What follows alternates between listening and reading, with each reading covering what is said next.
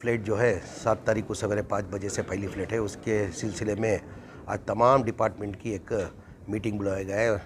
हमारे हज कमेटी के मिनिस्टर जनाब रहीम साहब खान साहब के नेतृत्व में और हमारे माइनॉरिटी सेक्रेटरी जनाब मनोज जैन साहब के और CEO सरफराज खान की और चेयरमैन हमारे रऊफ साहब की नेतृत्व में एक मीटिंग बुलाया गया है। कंसल्ट तमाम डिपार्टमेंट के, जैसे कि कस्टम वाले, जैसा हेल्थ वाले, जैसा ट्रैफिक वाले, जैसा एयरपोर्ट सिक्योरिटी वाले, फ्लाइट सेक्शन वाले, सबको बुला के जो हर साल जो डायरेक्शन जो काम किया जाता है उस तरीके से काम करना करके एक डायरेक्शन दिया गया है।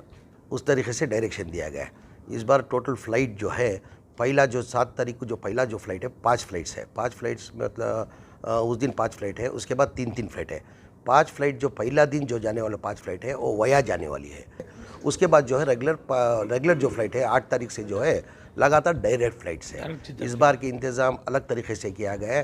मेरे ख्याल से लास्ट टाइम हज के लिए थोड़ा बहुत प्रॉब्लम हो गया था। वजह उसकी क्या हो गया था, ये जो हज भवन हज घर जो है उसको कोविड को दिया गया था, उसके लिए थोड़ा डैमेजेस हो गया था। एकदम से हज जाने की वजह से थोड़ा प्रॉब्लम हुआ गया था। इस बार कोई प्रॉब्लम नहीं, उसका इंतज़ाम अच्छी तरीके से इस बार किया गया है।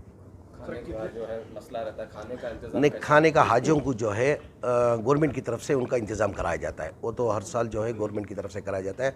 जो विजिटर्स जो है उनका खाने का इंतज़ाम नहीं होता है। अभी एक हाजी के पीछे कम से कम 5 जन रहते हैं। ऐसा करके कम से कम एक 15 से 20 हज़ार 25 हज़ार तक भी विजिटर्स आते हैं। यानी हाजियों के साथ जो विजिटर्स रहते हैं उनको इस बार मेरे तरफ से एक लंगर लगाया गया है। यानी 3 टाइम का हर दिन 7 तारीख से लेके 6 तारीख से लेके 22 तारीख तक लंगर लगाया गया है। 3 टाइम भी, नाश्ते का, दोपहर का खाने का और रात का खाने का। जितने भी आदमी हो, रुकावट नहीं है। कितने लोग हैं? कितने भी आदमी हो, 30 हो, 40 हो, 50 हो, कितने भी आदमी हो, 3 टाइम भी नॉन वेज पका के अच्छा से अच्छा जो हम लोग जो खाते हैं वैसा बेहतरीन खाना जो विजिटर्स को खाना करके उसके लिए एक लंगर लगाया गया है। वो मेरी तरफ से, सरकार की तरफ से नहीं, वो मेरी तरफ से लगाया गया। रोजाना 10 से 15 हज़ार लोग आते कम से कम 25 हज़ार रहते रोज़ के, कम से कम 25। 3 टाइम भी हिसाब डालेंगे तो 30 हज़ार क्रॉस करते हैं। कितने दिन तक रहेंगे? ये लगातार समझो 22 तारीख तक, यानी 7 तारीख से लेके 22 तारीख, मतलब कम से कम एक 15 दिन तक। अल्लाह जो हज कैंप ये जो सक्सीड हो रहा है, वजह उसकी कोई गवर्नमेंट की वजह से नहीं, कोई मंत्री की वजह से नहीं, कोई चेयरमैन की वजह से नहीं। ये हज कैंप जो सक्सीड होता है उसका मूल कारण जो है हमारे जो कंसल्ट ऑफिसर जो है, जैसा कि अभी सेक्रेटरी साहब काम धंधा छोड़ के लगातार इधर ही इस काम में लगे हुए हैं। जैसा हमारे CEO है हमारे सरफराज खान साहब, वो भी इस काम में लगे हुए हैं। उनके साथ साथ में जो वॉलंटियर जो है, हज़ारों तादाद में वॉलंटियर जो है, वो दिन रात 2 महीने सब कुछ छोड़ के, उनकी रोज़ी रोटी छोड़ के, जो भी वॉलंटियर जो है कोई पैसे वाला नहीं है, मिडिल क्लास है। अगर वो लोग कमाएंगे तो महीने का जो है उनको जो सैलरी आती है उसमें ही गुजारा करना, वो छोड़ के आके जो खिदमत करके जो हज कैंप सक्सीड करे ना, वजह वो लोग हैं वॉलंटियर्स हमारे। सर, पिछली बार कोalition गवर्नमेंट में जब आप मिनिस्टर थे तो काफ़ी अच्छे खिदमत रहे, उसे आज भी लोग याद करते हैं।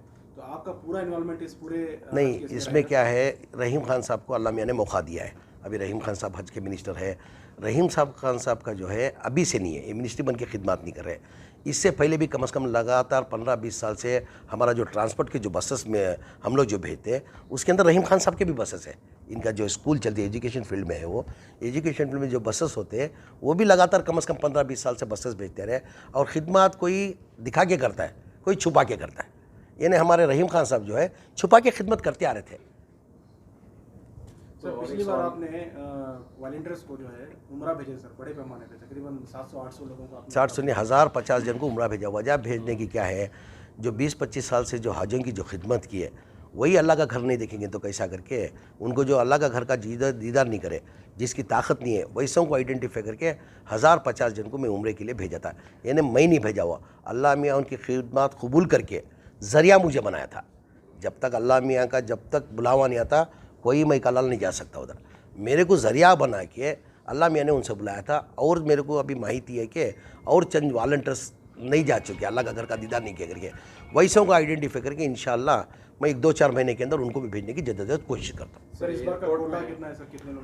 टोटल 8140 प्रसाद कोटा था, 8140 पर था। यानी हमारे जो एप्लीकेशन है हमारे को 8140 प्रसाद कुछ एप्लीकेशन है।